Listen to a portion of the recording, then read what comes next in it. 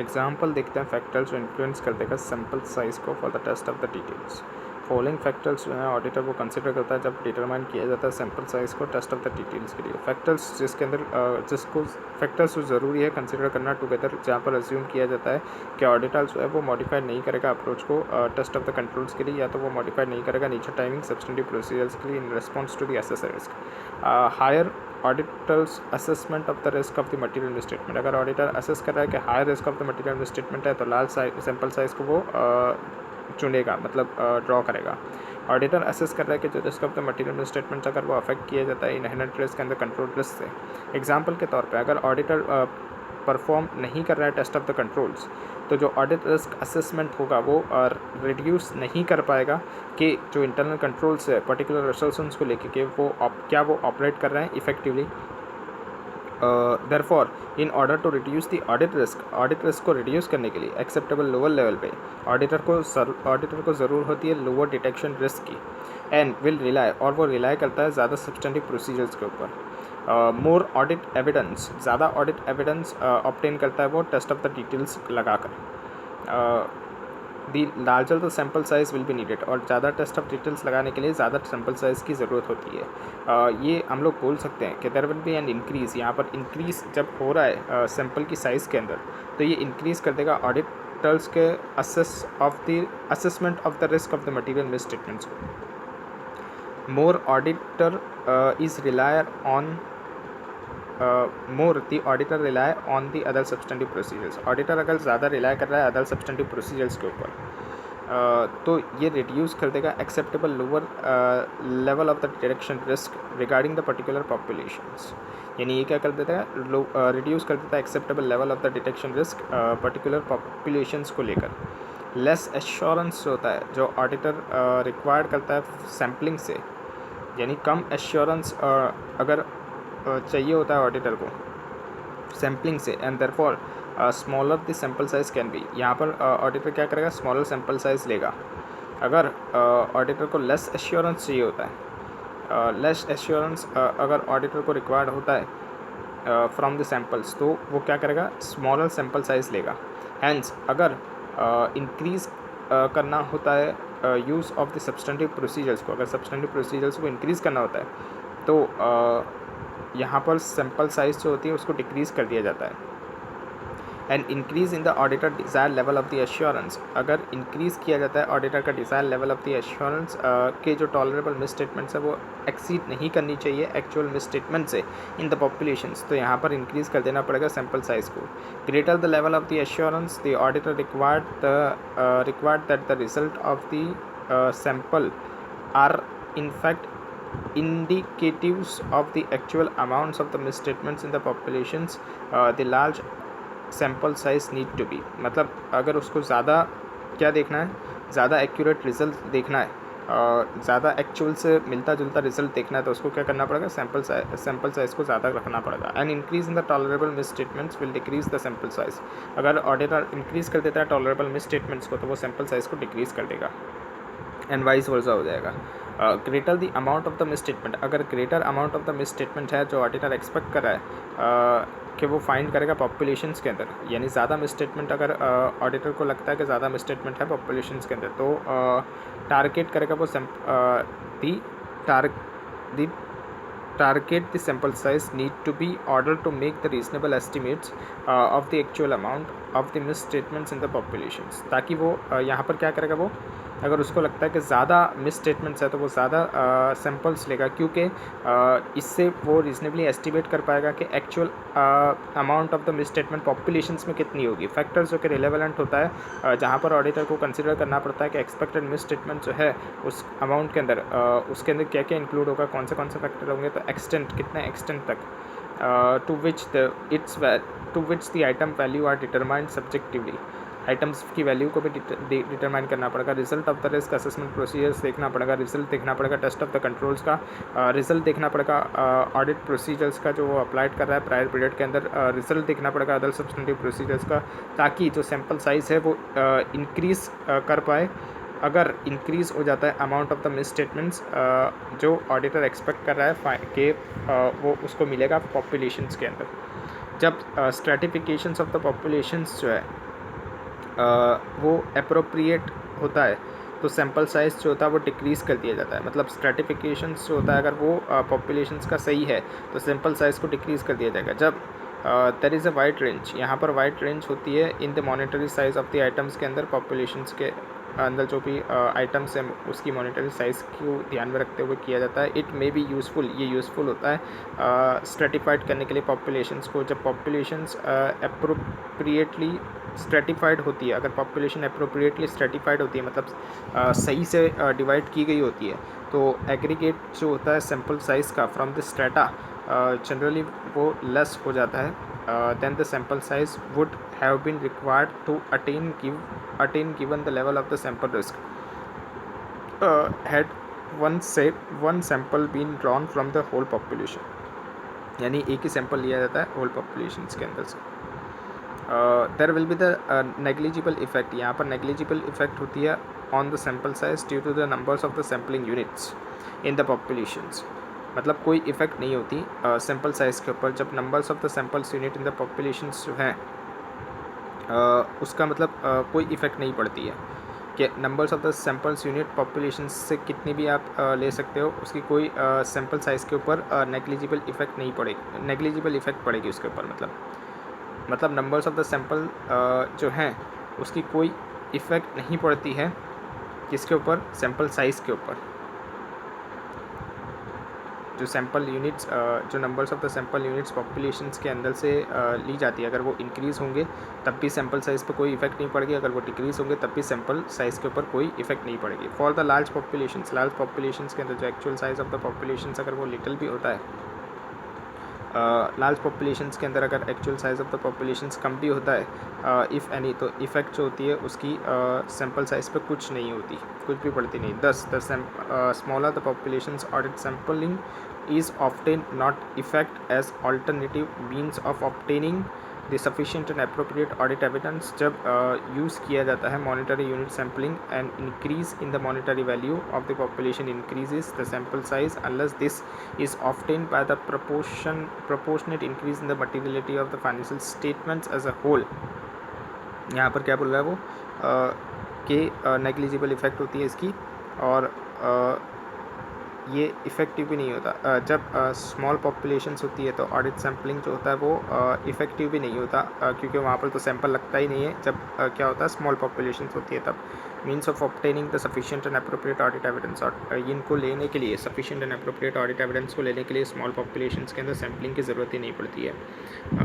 However जब use किया जाता है मॉनिटरी यूनिट सैम्पलिंग, यानी जहाँ पर मॉनिटरी वैल्यू के बेसिस पर सैम्पलिंग किया जाता है, तो वहाँ पर इंक्रीज़ कर देना पड़ता है monetary value of the population increasing the sample size and increase in the monetary value. जब इंक्रीज़ हो जाता है मॉनिटरी वैल्यू तो पॉपुलेशंस इंक्रीज़ हो जाता है, अगर monetary value of the populations तो सैम्पल साइज़ को भी इंक्रीज़ करना पड़ता है। मतलब यहाँ पर अगर मॉनिटरी यूनिट्स जो होती है सैम्पलिंग की, अगर उसके अंदर देखा जाए तो अगर मॉनेटरी वैल्यू पॉपुलेशंस की इंक्रीज़ हो जाती है तो सैम्पल साइज़ को भी इंक्रीज़ कर देना पड़ता है, unless this is offset by a proportional increase in the materiality. Materiality को अगर हम लोग ध्यान में ले तो ये भी ऑफसेट हो जाता है for the financial statement as a whole. Financial statement पूरे के ऊपर अगर एप्लीकेबल होता है मटीरियलिटी लेवल या तो levels for the particular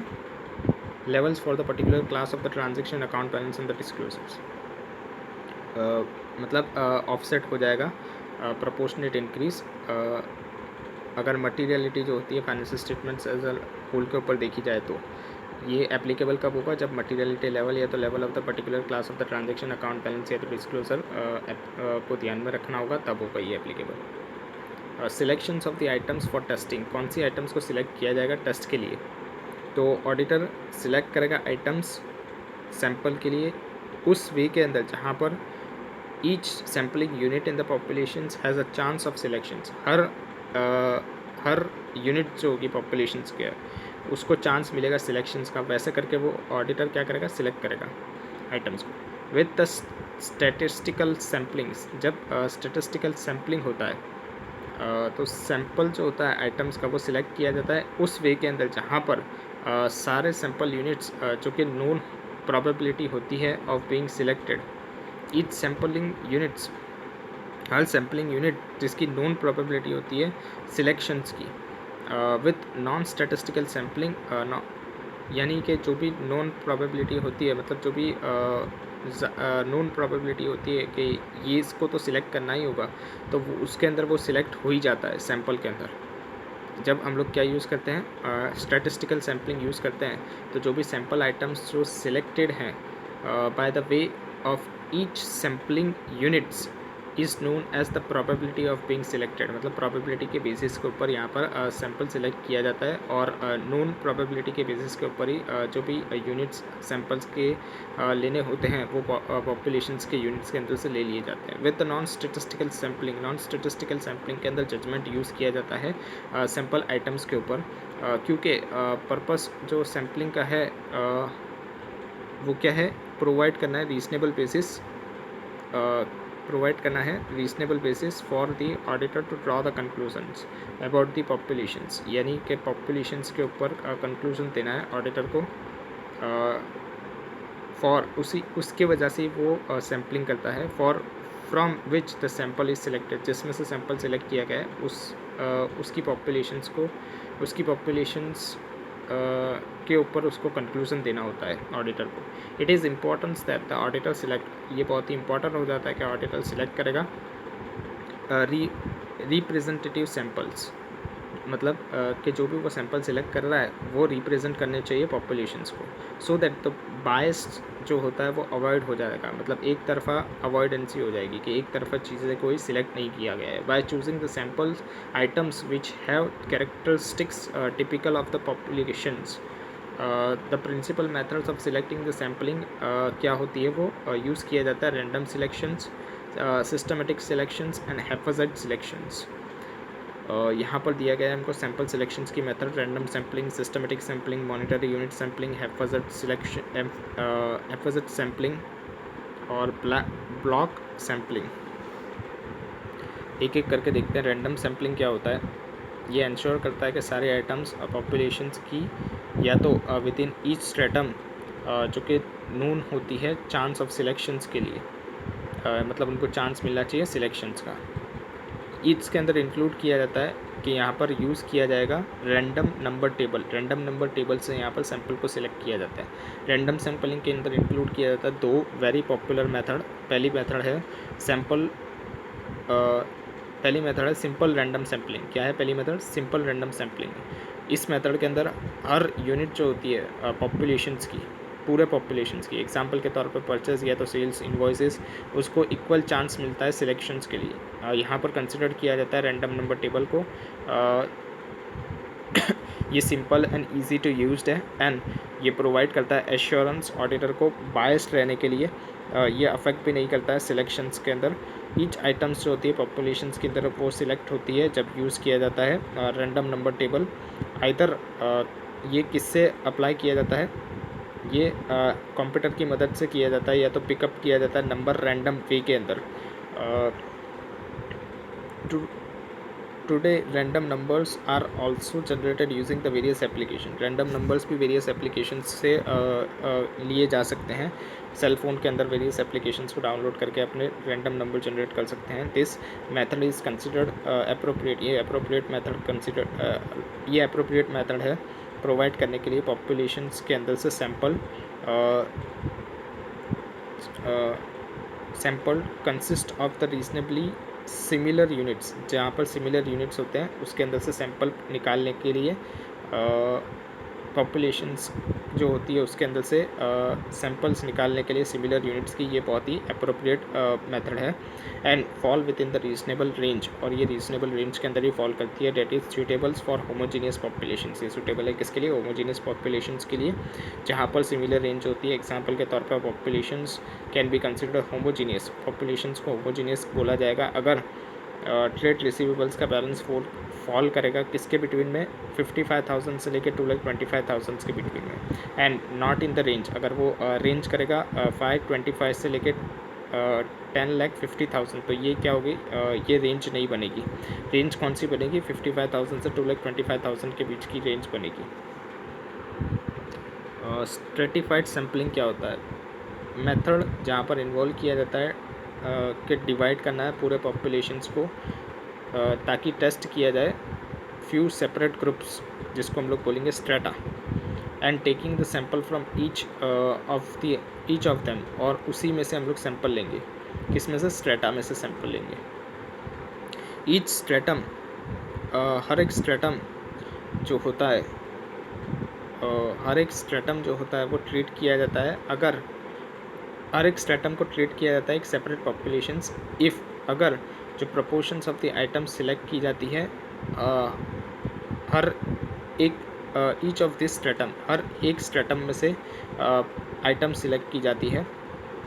the numbers of the group, जो भी नंबर्स ऑफ द ग्रुप्स होता है, जहाँ पर पूरे पॉपुलेशंस डिवाइड की जाती है डिटरमाइन करने के लिए ऑडिटर का जजमेंट. ये जो भी नंबर्स ऑफ द ग्रुप्स होता है, मतलब कितने नंबर्स के ग्रुप बनेंगे पूरे पॉपुलेशंस को लेकर, उसके अंदर क्या किया जाता है, डिवाइड किया जाता है, पूरे पॉपुलेशंस को डिवाइड किया जाता है, ताकि डिटरमाइन कर पाए हम लोग basis of the auditor judgement. Example देखते हैं in the above case. Trade receivables का बैलेंस अगर डिवाइड किया जाता है 4 ग्रुप के अंदर, एक का दिया गया है कि जहाँ पर एक्सेस हो रहा है 10 लाख का, एक का दिया गया है 7,75,001 से लेकर 10 लाख तक, और 5,50,001 से लेकर 7,75,000 तक. रेंज दिया गया 225,1 से लेकर 5,50,000 तक, और बैलेंस दिया गया 2,25,000 एंड बिलो का. फ्रॉम दी अबाउ ग्रुप्स के अंदर जो ऑडिटर है वो पिकअप करेगा डिफरेंट परसेंटेज आइटम्स के ऊपर हर ग्रुप के लिए. फॉर टॉप ग्रुप जो है, जहाँ पर बैलेंस एक्सेस कर रहा है 10 लाख रुपए का, तो ऑडिटर वहाँ पर एग्जामिन करेगा सारी आइटम्स को. सेकंड ग्रुप्स के अंदर हो सकता है वो 25% ऑफ दी आइटम्स को एग्जामिन करे. थर्ड ग्रुप के अंदर 10% आइटम्स को. एंड जो लोवेस्ट 2 ग्रुप्स हैं, मतलब लोवेस्ट जो 2 ग्रुप हैं उसके अंदर, एंड जो लोवेस्ट ग्रुप है उसके अंदर 2% ऑफ दी आइटम्स को सिलेक्ट किया जाएगा. रैंडम सैम्पलिंग चूज़ किया जाता है हर स्ट्रेटम के लिए यूज़ करने के लिए. रैंडम नंबर टेबल, कैसे ये रैंडम सैम्पलिंग किया जाता है, रैंडम नंबर टेबल लगा के. Reasoning behind the stratified sampling is that, क्या रीज़न है स्ट्रेटिफाइड सैम्पलिंग के पीछे का? हाई डाइवर्सिफाइड पॉपुलेशंस होती है. जब हाई डाइवर्सिफाइड पॉपुलेशंस होती है तो वेट जो अलोकेट किया जाता है रिफ्लेक्ट करने के लिए दिस डिफरेंसेस. मतलब रीज़न क्या है कि हम क्यों स्ट्रेटिफाइड सैम्पलिंग को चूज़ करेंगे? जब हाई डाइवर्सिफाइड पॉपुलेशंस होगी तो वहाँ पर जो भी वेट होगा वो डिफरेंस आएगा वेट के अंदर. इसलिए यहाँ पर स्ट्रेटिफाइड सैम्पलिंग लगा के हम लोग क्या करेंगे, सैम्पल लेंगे. This is achieved by selecting the different proportions from each strata. Different proportions के अंदर, हर स्ट्रेटा के अंदर से हम लोग कुछ ना कुछ ले लेंगे samples. It can be scenes that, यहाँ पर देखा जा रहा है कि जो स्ट्रेटिफाइड सैम्पलिंग होता है वो सिंपल होता है. An extension of simple random sampling, और ये एक्सटेंशन है किसका? सिंपल रैंडम सैम्पलिंग का. स्ट्रेटिफिकेशंस का मतलब होता है डिवाइड करना है हेट्रोजीनियस, मतलब डाइवर्सिफाइड पॉपुलेशंस को होमोजीनियस के अंदर. Having the similar characteristics, homogeneous का मतलब होता है जिसकी सिमिलर कैरेक्टरिस्टिक्स होती है सब पॉपुलेशंस के अंदर.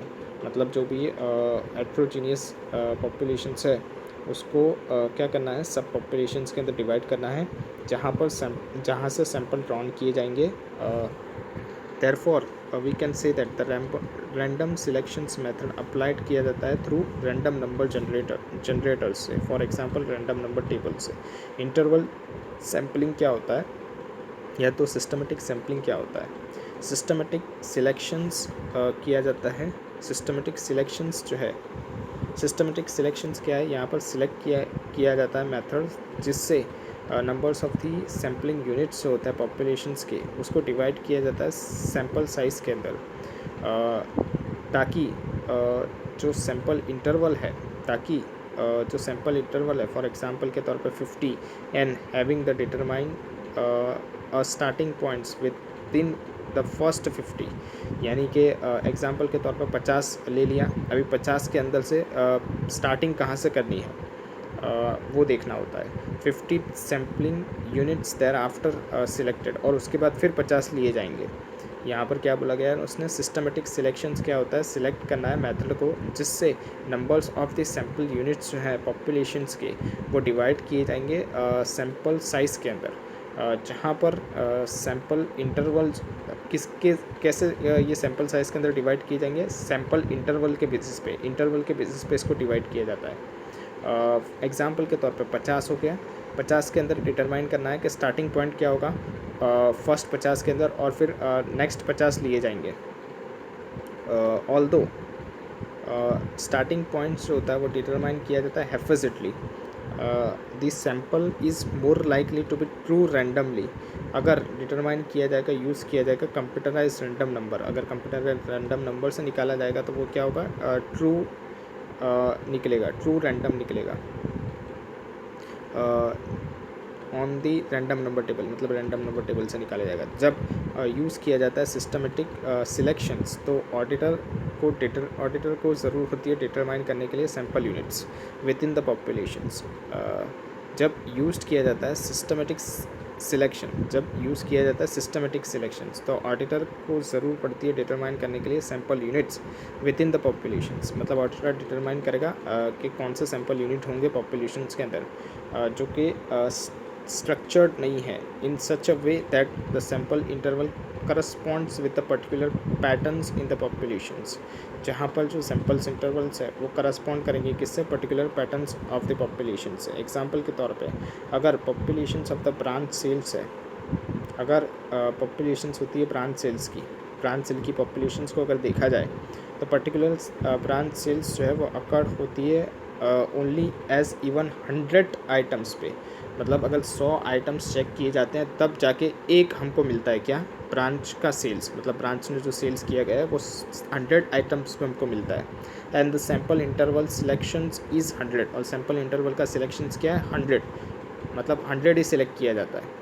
तो जो रिज़ल्ट आएगा वो क्या होगा, either the auditor would have selected all, या तो ऑडिटर को सिलेक्ट करना पड़ेगा सारे को, या तो none of the sales of the particular branch, और या तो वो क्या कर सकता है एक भी सिलेक्ट नहीं करेगा सेल्स पर्टिकुलर ब्रांच की, यानी 100 पे आ रहा है तो हो सकता है उसने जब 100 लिया है इसके अंदर सिस्टमेटिक सैम्पलिंग के अंदर, जब उसने 100 लिया है तो उसके अंदर क्या होगा, हो सकता है उसको सारी आ जाए, सारा ब्रांच का ही आ जाए, या तो हो सकता है उसको एक भी ब्रांच का ना मिले sales. If the accountant A is responsible to record all the transactions in a particular month, अगर accountant A जो है अगर वो रिकॉर्ड कर रहा है सारे ट्रांजेक्शन एक पर्टिकुलर मंथ के अंदर, एंड अकाउंटेंट B जो है वो नेक्स्ट मंथ के अंदर रिकॉर्ड कर रहा है ट्रांजेक्शन्स, तो ये क्या है, स्ट्रक्चर्ड है same through out the year. If this is a structure same through out the year, मतलब ऐसा ही चलता रहा पूरे साल, एंड ऑडिटर अगर डिटरमाइन करेगा सैम्पल्स चेक करने के लिए हर ट्रांजेक्शन्स ऑल्टरनेट मंथ के अंदर, मतलब ऑडिटर क्या कर रहा है, ऑल्टरनेट मंथ को ध्यान में रखते हुए सैंपल ले रहा है, मतलब जनवरी में लिया, फिर जनवरी के बाद फरवरी में नहीं लेगा, मार्च में लेगा। तो अगर ऑडिटर ऐसा कर रहा है तो सिर्फ वो एक ही अकाउंटेंट का वर्ड चेक कर पाएगा, क्योंकि यहाँ पर भी एक जनवरी में अकाउंटेंट ए ने किया होगा, फिर फरवरी में नहीं किया होगा, और मार्च में किसने किया होगा, अकाउंटेंट ए नहीं किया होगा, तो वो एक ही अकाउंटेंट का वर्क चेक कर पाएगा, चाहे वो अकाउंटेंट ए हो सकता है या अकाउंटेंट बी हो सकता है, डिपेंड करेगा कि किस मंथ का वो चेकिंग कर रहा है, किस मंथ से वो स्टार्टिंग कर रहा है चेकिंग का। The work of other is overlooked, और अदर का वर्क जो है वो ओवरलुक्ड हो जाएगा, मतलब उसका ही वर्क ज़्यादा चेक हो जाएगा। And there could be the possibility of the misstatement in the transaction record by him, और जो भी मिस स्टेटमेंट्स होगी ट्रांजेक्शन्स के अंदर वो पकड़ नहीं पाएगा। देयरफॉर द सिस्टमेटिक सैम्पलिंग जब चूज़ किया जाता है तो केयरफुली अप्लाइड करना पड़ता है together even the types of the transaction with in the purview, देखना पड़ता है कि सारे ट्रांजेक्शन्स परव्यू के अंदर आ रहे हैं ना। More than one starting points can be considered to minimise such risk, एक से ज़्यादा स्टार्टिंग पॉइंट्स लेना पड़ता है इस रिस्क को मिनिमाइज़ करने के लिए। To minimize the effects of the possible known bias through patterns in the populations, minimise करना पड़ेगा इफ़ेक्ट्स को, जो भी बायर्स जिनको हम लोग जानते हैं उनको ही वापस से सिलेक्ट नहीं करना है। More than one starting points are to be taken, और एक से ज़्यादा स्टार्टिंग पॉइंट्स लेना है। The multiple random starting points अगर लेता है तो वो मिनिमाइज़ कर देगा रिस्क इंटरवल को of the sampling patterns within that of the populations being sampled. Monetary unit sample क्या होता है? ये types of the value weighted selections होता है जहाँ पर सैंपल साइज़ जो होती है, जिससे sample size selections and evaluations of the results को कंक्लूड किया जाता है मॉनिटरी अमाउंट के अंदर। मतलब मनी को यहाँ पर देखते हुए सैंपल लिया जाता है और रिज़ल्ट भी उसका उसी से इवेल्यूएट किया जाता है। एफएज़ेड सैम्पलिंग क्या होता है? एफएज़ेड सैम्पलिंग्स जहाँ पर ऑडिटर सिलेक्ट करता है sample without following a structure technique. यहाँ पर कोई स्ट्रक्चर टेक्निक को फॉलो नहीं किया जाता ऑडिटर के द्वारा, ऑल्दो कोई भी स्ट्रक्चर टेक्निक्स इश्यू नहीं की गई है। ऑडिटर अवॉइड कर देता है कंसियस्ट बायसनेस या तो प्रिडिक्टेबिलिटी, यानी वो बायसनेस को ध्यान में नहीं रखता है एंड प्रिडिक्टेबिलिटी को भी वो ध्यान में नहीं रख पाता है। फॉर एग्जांपल अवॉइड कर देता है वो difficult to locate the items. मतलब वो जो भी आइटम्स अगर डिफ़िकल्ट है उसको लोकेट करना, मतलब उसको ढूंढना, तो वो उसको अवॉइड कर देता है। या तो ऑलवेज चूजिंग या अवॉइडिंग दी फर्स्ट या तो last entries on the page. क्या होगा? या तो वो चूज़ करेगा पहला और छिल्ली एंट्रीज पेज के अंदर जो है उसी को देखेगा, या तो वो अवॉइड कर देगा पहली और छिल्ली एंट्रीज़ को और बीच वाली एंट्रीज़ को ही देखेगा जो कि पेज के अंदर है। एंड दस अटेम्प्ट्स टू एंश्योर्स दैट सारी आइटम्स इन द पॉपुलेशंस जो है वो उसको चांस मिलेगा सिलेक्शंस के लिए। एफएज़ेड सिलेक्शंस जो होता है वो अप्रोप्रिएट नहीं होता जब यूज़ किया जाता है स्टेटिस्टिकल सैम्पलिंग। एफएज़ेड सैम्पलिंग जो है वो स्ट्रक्चरल अप्रोच नहीं है, इसके अंदर इन्वॉल्व भी नहीं किया जाता है जजमेंट, एंड इसके अंदर यूज़ भी नहीं किया जाता है रैंडम नंबर टेबल को। ब्लॉक सैम्पलिंग क्या होता है? ये मेथड इन्वॉल्व करता है सिलेक्ट करना है blocks of the contiguous items from with in the populations के अंदर से। ब्लॉक सिलेक्शंस जो होता है वो ऑर्डिनरीली यूज्ड किया जाता है ऑडिट सैम्पलिंग के अंदर, क्योंकि यहाँ पर ज़्यादा पॉपुलेशंस जो होती है वो स्ट्रक्चर्ड होती है। ये कहाँ पर यूज़ किया जाता है?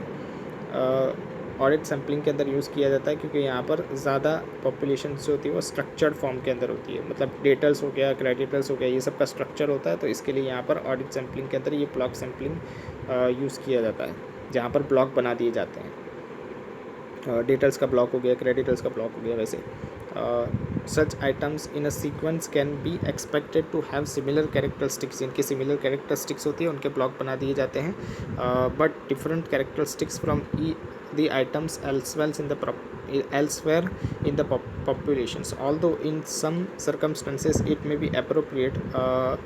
सम सर्कमस्टेंसेस के अंदर ये अप्रोप्रिएट होता है कि जो ऑडिट प्रोसीजर्स है एग्जामिन करना है ब्लॉक्स ऑफ द आइटम्स को। ऑडिट प्रोसीजर्स के अंदर क्या किया जाता है? ये जो ब्लॉक्स ऑफ द आइटम्स होते हैं इसको देखा जाता है कि ये अप्रोप्रिएट है ना। It would rarely be appreciated sample selections technique. ये रेयरली अप्रिसिएट है, मतलब इसके अंदर भी अप्रिसिएशंस नहीं मिलता है सैम्पल सिलेक्शन टेक्निक्स जब ऑडिटर इंडीड करता है ड्रॉ करने के लिए valid interference about the entire populations based on the sample. यानी जब ऑडिटर सैम्पल्स की मदद से पॉपुलेशंस को जज करता है तो यहाँ पर भी इतना अप्रोप्रिएट रिजल्ट नहीं मिल पाता। यूजुअली जो रेंज होती है वो कंटिन्यूस ट्रांजेक्शन्स की होती है, सिमिलर जहाँ पर सिमिलर कैरेक्टरिस्टिक्स होते हैं। देयरफॉर जो सिलेक्शंस ऑफ द ग्रुप्स होता है एक टाइम पे वो रीजनेबल बेसिस का नहीं होता ओपिनियन देने के लिए ओवरऑल पॉपुलेशंस पे, as different types of the transactions and unusual transactions may not be covered. यानी different types of the transaction और अनयूजुअल ट्रांजेक्शन्स इसके अंदर कवर्ड नहीं होते इन द ग्रुप के अंदर, जो कि टेकन किया गया है सारा एक ही बारी में। फर्दर अगर क्लाइंट जो है उसके पास आइडिया होता है कि कौन सा ब्लॉक सिलेक्ट करेगा ऑडिटर, तो जो मटेरियल मिस स्टेटमेंट्स एंड जो डेविएशंस होता है वो भी इजीली ओवरलुक्ड किया जाता है मैनेजमेंट के द्वारा। मतलब मैनेजमेंट क्या कर देगा? ओवरलुक कर देगा, मतलब उसको ड्रेसिंग कर देगा, जो बोलते हैं ना कि उस ब्लॉक को अच्छा कर देगा। By the management practice of recording them, management अपनी प्रैक्टिस से ये कर सकता है। एग्जाम्पल के तौर पर taking the first 200 sales invoices from the sales day book, अगर ऑडिटर सितंबर मंथ की सेल्स बुक्स देख रहा है, उसमें से 200 इन्वॉइसेस सेल्स के ले रहा है, वही वो चेक कर रहा है। Alternatively take any 4 block of the 50 sales invoices, और या तो वो क्या कर सकता है, ऑल्टरनेटिवली 4 ब्लॉक बना सकता है 50 सेल्स इन्वॉइसेस के। Therefore once the first items in the blocks is selected, एक बार ही जब भी पहली आइटम्स ब्लॉक की सिलेक्ट हो जाएगी तो रेस्ट जो होंगे वो भी फॉलोड किए जाएंगे आइटम्स टू बी कंप्लीशंस। मतलब अगर 50 के अंदर से वो कोई एक को देख लेता है तो वो मान लेगा कि जो दूसरे ब्लॉक्स हैं उसमें भी वो सब कुछ सेम ही रहेगा। मतलब अगर फर्स्ट 50 के अंदर से अगर उसने कुछ सिलेक्ट किया है सेल्स इन्वॉइसेस, तो अगर उसके अंदर से उसको लगता है कि ये डिटेल्स का इन्वॉइसेस जो है ये बरोबर है, तो वो मान लेगा कि दूसरे की भी जो 3 ब्लॉक्स बनाए हैं वो भी सब सही होंगे। Therefore it is a close similarity between this method and the non statistical sampling। Close similarity होती है इसके अंदर ये मेथड और नॉन स्टेटिस्टिकल सैम्पलिंग्स की। Consequently it has similar characteristics, इसकी सिमिलर कैरेक्टरिस्टिक्स होती है, नेमली सिंप्लिसिटीज़ एंड इकोनॉमी। मतलब सिमिलर कैरेक्टरिस्टिक्स होती है इसके अंदर, नेम भी सिमिलर है, सिंप्लिसिटी एंड इकोनॉमी भी है। ऑन द अदर हैंड जो रिस्क होता है बायस्ड का एंड जो एस्टाब्लिशमेंट पैटर्न ऑफ एस्टाब्लिशिंग का, वो भी इस नोटेड किया जा सकता है ऑडिटर्स के द्वारा, कि यानी ऑडिटर कहाँ कहाँ से उठाएगा, ऑडिटर कौन कौन किस का ब्लॉक बनाएगा, ये भी सब किसको पता चल जाती है, ऑडिटी को पता चल जाती है, मतलब क्लाइंट्स को पता चल जाती है। तो उससे वो क्या कर सकता है, ओवरलुक कर सकता है।